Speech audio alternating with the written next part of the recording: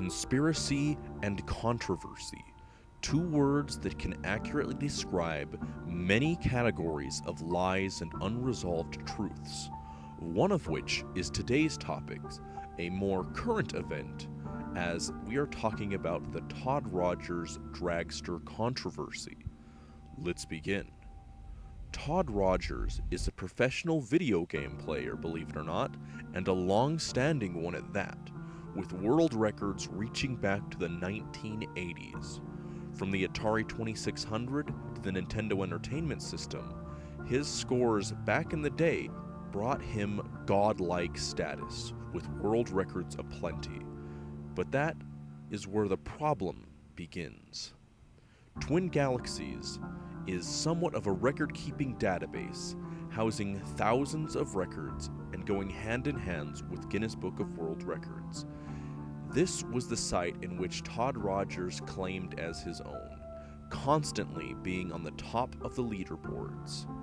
His biggest claim to fame would be his 5.51 on Atari 2600 game Dragster, awarded the record in September 1st of 1982, a record he would go on to hold long enough to be awarded the Guinness World Record for the longest standing video game high score in 2012, garnering more and more skeptics. So in 2017, when Twin Galaxies opened a new system for disputing old records, Todd's name was thrown around a lot. Truth be told, the Dragster World Record wasn't the only problem that was brought to the front. His other scores, like Todd's Barnstorming, Wabbit, and Donkey Kong records, had already been thrown out due to either lack of proof or proof of the impossibility to attain said score. But Dragster was truly the straw that broke the camel's back.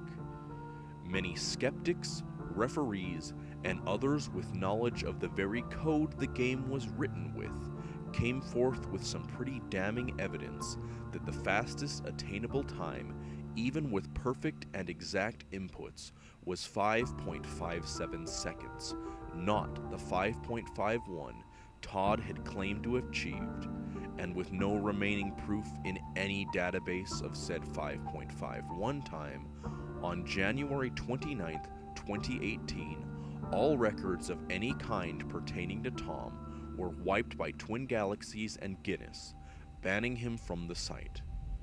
Todd still stands by his records, but it's hard to defend him at this point. Maybe, though, this could be a turning point in history for both Todd and record-keeping in general. We will just have to wait and see. But thanks for watching, and thanks for the continued support.